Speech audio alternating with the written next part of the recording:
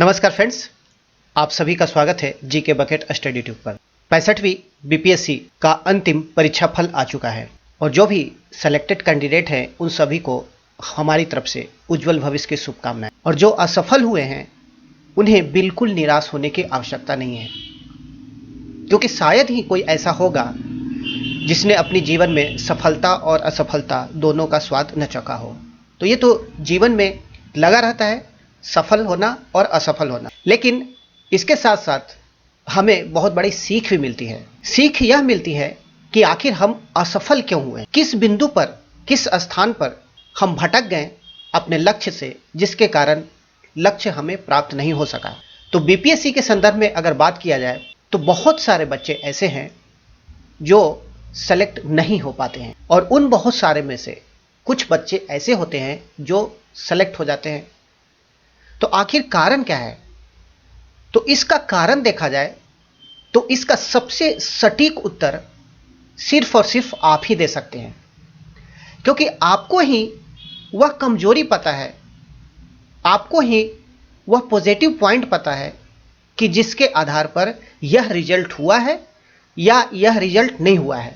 जहां तक मेरा मानना है तो मुझे यह लगता है कि कई बार कैंडिडेट के सामने भटकाव वाली स्थिति होती है और ऊहापोह की स्थिति में वो सही निर्णय नहीं ले पाते हैं। देखिए, बीपीएससी कोई बहुत बड़ा रॉकेट साइंस नहीं है जिसको समझने के लिए किसी विशेषज्ञ की आवश्यकता है। यदि आप थोड़ा सा अपने लेवल से ही प्रयास करें, श्रम करें, तो निश्चित रूप से आप बीपीएससी को अच्छे से समझ सकते हैं और उसको आसानी से निकाल सकते हैं। यहां आपको सिर्फ भटकाव से बचना है। यदि आप बीपीएससी में सेलेक्ट होना चाहते हैं, अधिकारी बनना चाहते हैं, तो आपको करना क्या है? बिल्कुल सिंपल सा फंडा है। बीपीएससी के सिलेबस को देखिए, उस सिलेबस के अनुसार आप अपनी पढ़ाई को कंटिन्यू रखिए। ऐसा नहीं कि आज रिजल्ट आया, अभी 65 का कल रिजल्ट आया और मेरे पास फ़ोन आने भी स्टार्ट हो गए कि किस प्रकार से तैयारी करनी है, क्या करनी है, क्या नहीं करनी है। हालांकि जो भी फ़ोन आते हैं मैं सभी को मेरी तरफ से जितनी भी सकारात्मक बातें होती हैं, जितनी भी अच्छी बातें होती हैं कि किस प्रकार से तैयारी करनी है, कोशिश करता हूं कि सामने वाला पूरी तरह संतुष्ट हो जाए।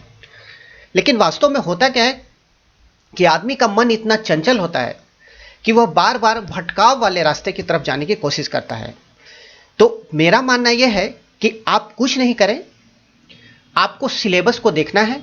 आपके पास पर्याप्त समय है, अभी पीटी की तैयारी पहले कर लें, या मेंस अगर आप पीटी निकाल सकते हैं तो मेंस की तैयारी भी साथ साथ करें। तो आप अपने संसाधन, परिस्थिति और अपनी क्षमता के अनुसार अपनी शक्तियों को आकलन करें। अपने अंदर की जो शक्ति है उसको पहचानें कि कौन सा आपका वीक पॉइंट है, कौन सा आपका मजबूत पॉइंट है। तो जो आपके वीक पॉइंट है उसी को आप सुधारने की कोशिश करें। सिलेबस के अनुसार पढ़ें, सिलेबस से बाहर नहीं जाएं और फालतू के भटकाव से बचें। क्या पढ़े, क्या नहीं पढ़े, क्या छोड़े, यूट्यूब को ही देख लीजिए। तो यूट्यूब पे इतने सारे वीडियो है कि आप खुद कंफ्यूज हो जाते हैं कि कौन सा सही है, कौन सा गलत है, कौन सा मुझे सही रास्ते पे ले जाएगा, कौन सा मुझे मेरी ज़रूरत को पूरी कर पाएगा। तो देखा जाए तो सभी के पास 24 घंटे ही होते हैं। ऐसा नहीं कि जो सफल हो गए उनके पास 48 घंटे होते हैं एक दिन के। समय उतना ही है। हाँ, संसाधन और परिस्थितियां की बात करें तो लोगों की संसाधन और परिस्थितियों में डिफरेंस हो सकता है, लेकिन इससे आपकी क्षमता पर कोई प्रभाव नहीं पड़ेगा। यदि आप कोशिश करें, हो सकता है थोड़ा सा श्रम आपको ज़्यादा सा करना पड़े, हो सकता है कि थोड़ा ज़्यादा एफर्ट करना पड़े, लेकिन आप भी कर सकते हैं। तो थोड़े बहुत संसाधन, परिस्थिति और अलग होने पर भी आप विपरीत परिस्थितियों पर विजय पा सकते हैं। और ऐसे बहुत सारे एग्जाम्पल हैं। अभी 65 का जो रिजल्ट आया है उसमें ही अभी आप देखेंगे कि बहुत सारे ऐसे बच्चे हैं जिनके पास संसाधन के नाम पे देखा जाए तो बहुत ही कम संसाधन है, लेकिन फिर भी उन्होंने सफलता प्राप्त की। तो उसका सबसे बड़ा कारण क्या है? सबसे बड़ा कारण यही है कि उन्होंने निर्णय सही लिया, सही समय पर निर्णय लिया और पूरी मनोयोग से, पूरी अपनी अंतरात्मा के आवाज से वे उस लक्ष्य को प्राप्ति में लग गए। ऐसा नहीं कि किसी ने बोला इसमें ज़्यादा रिजल्ट आता है तो ये सब्जेक्ट ले लो, ऐसा नहीं कि इसमें कम रिजल्ट आता है तो इसको छोड़ दो। इन सारी बातों को आप छोड़ दीजिए। आप सबसे पहले अपने आप का आकलन कीजिए कि आप किस में बेटर हैं, आप किस में अच्छा कर सकते हैं, इस मामले में पूरी दुनिया को छोड़ दीजिए और सिर्फ अपने आप का आकलन कीजिए कि आप किस चीज में, किस विषय में, किस सब्जेक्ट में, किस माहौल में आप सबसे ज्यादा कंफर्टेबल महसूस करते हैं, सबसे अच्छी अभिव्यक्ति आप दे सकते हैं, सबसे अच्छा परिणाम आप दे सकते हैं, सबसे अच्छा और बेहतर आप हो सकते हैं। दूसरा, संसाधन की बात करें तो देखा जाए तो किताब इतने सारे उपलब्ध हैं, चाहे सोशल मीडिया की बात करें या ऑफलाइन की बात करें, तो बहुत सारे कोचिंग है, बहुत सारे संस्थान हैं। तो मैं ये नहीं कहता कि कौन से कोचिंग को आपको ज्वाइन करना चाहिए, कौन से नहीं करना चाहिए। मेरे कहने का मतलब है कि आप जो भी निर्णय लें, आप अपनी अंतर आत्मा के आवाज़ से निर्णय लें, ताकि यदि वह निर्णय गलत भी होता है तो आपको कभी पछताना नहीं पड़े। देखिए, स्वयं का जो निर्णय लिया गया होता है उसमें आदमी कभी नहीं पछताता, और स्वयं के लिए गए निर्णय में आदमी जी जान से लग जाता है। तो आप अपने अनुसार निर्णय लें और निर्णय लेने में भीड़ से बचें, क्योंकि देखा जाता है कि जो भीड़ होती है वह हमेशा असफल होती है।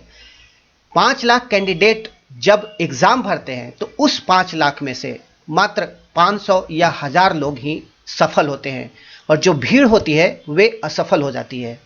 तो उसका कारण यही है कि आप अपने अनुसार, अपनी क्षमता के अनुसार, अपने संसाधन के अनुसार निर्णय लें और भीड़ बनने की जो प्रवृत्ति है उससे बचें, तभी आप सफल हो सकते हैं।